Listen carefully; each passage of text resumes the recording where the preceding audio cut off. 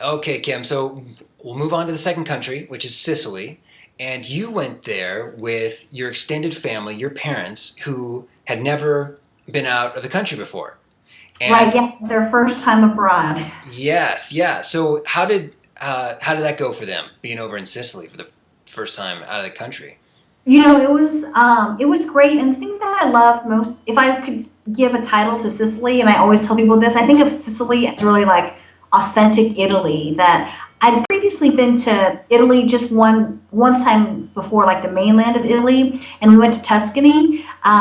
But when I was in Tuscany, I felt like it was pretty much all tourists like myself. I didn't really feel like I was interacting or having really any experience of like what it would really be like to live there. But when we went to Sicily, I felt really good about bringing my parents there. My husband and I had been there just once before, to just a couple of cities on our honeymoon, but we wanted to go back for more because we just loved the small, few days that we stayed there. And so I felt really good about bringing my parents there, or anybody who's kind of, I think, making a trip abroad for the first time, because it really gives you a more authentic experience. I feel like I just remember going to places to eat and looking around, and I felt like, well, this is where people are, this is where normal people eat and work and interact on a daily life, rather than just a bunch of other tourists like us. So I thought it Well, was great, and they had a great time. did your parents ever push back and say, "Well, why don't you take us to the Vatican? We want to go to Rome." And but that wasn't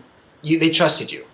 Yeah, and also traveling with Brooke, my husband, he's like, he could be a professional tour guide. He's so great. So it's kind of like not just going randomly, but our ace in the hole is that Brooke really does his homework and has made it like so super easy for them. So I think that is a great advantage too. So how did you get around Sicily? Well, this was actually our first time where we rented cars. So we ended up renting two cars, and it was so my parents, and then my husband and I, and then my aunt and uncle, my mom's brother and sister-in-law, and then also our son who was 10 months old at the time. And so we ended up having two cars that we rented. And we had never we'd traveled abroad before, but this was our first time renting cars, and it was great because Sicily is definitely an island where you can. I think we covered pretty much a lot of the island. Um, I think, went around almost the entire thing, and it's not super close. Like, it's not like we spent definitely time driving in the car, but we got to see things off the beaten path that we wouldn't have seen if we were just relying on public transportation. Like And then, what? Well, what stood out? Something off the beaten path? oh, I think just I'm trying to think. Like somebody will say, "Oh, my dad, for example, goes to Pasta Pomodoro all the time," and so he befriended this waitress, and this waitress is from Sicily. So she's like, "If you go to Sicily, go to this town, Portofino, I think it's called. No, Porticella, Portofino. Go to this town because my family owns a restaurant there. Mm. Frank, I think it's like Franco de Pesci, like Frank the Fisherman." And so my dad printed out the maps, although thankfully, no, I don't think on this one we had GPS. So we got in the car, and then we ended up going to Frank the Fisherman's restaurant, and it was a wonderful time. And we would have never gone to that city and had this great interaction. My dad didn't eat at Pasta Pomodoro, but also just having a car, because I think that when you start to ask Mm. people who live there, like, hey, what's a great place to go, or a great restaurant, or a great thing to see, then you have the ability to do that. And then also, I think traveling, especially with older people or with kids, it just gives you that flexibility to get everything done on your agenda.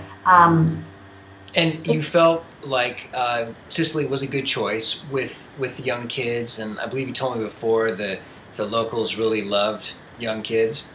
Yeah, it's funny there because in America, people who usually have kids, or like women or older grandparents, they're like the only ones that come up to your kids and are like, hey. But in Italy or in Sicily, where we're at, like Mr. 20-year-old GQ guy who's got his hair up and his skinny jeans, he comes by and he's like, oh, little baby, So everybody loves babies there and totally interacts with kids, not just adults. And I can't think of the last time a cool 20-year-old in America even acknowledged that, a kid walking by. So I just thought it was like a great example of the love for family and kids there. It's very authentic sounding. That sounds, yeah, that sounds Yeah. great. Would you do anything differently for this particular trip if you had a chance to do it all over again? Yes, I would have gotten GPS Okay. because when we're driving in the car, when it's so different because you're looking at these signs and it's not until you really get there, and especially the roundabouts. I don't know what it is, but there's like a zillion different roundabouts. So we used the walkie-talkies between the two cars, Mhm. but we ended up getting lost at one point, and thankfully we found each other. But now when we rent a car overseas, which we have done subsequently, I insist on getting GPS. It's worth the extra amount because Mhm. it's worth not stressing about it and Right. not me yelling at my husband about it. Right.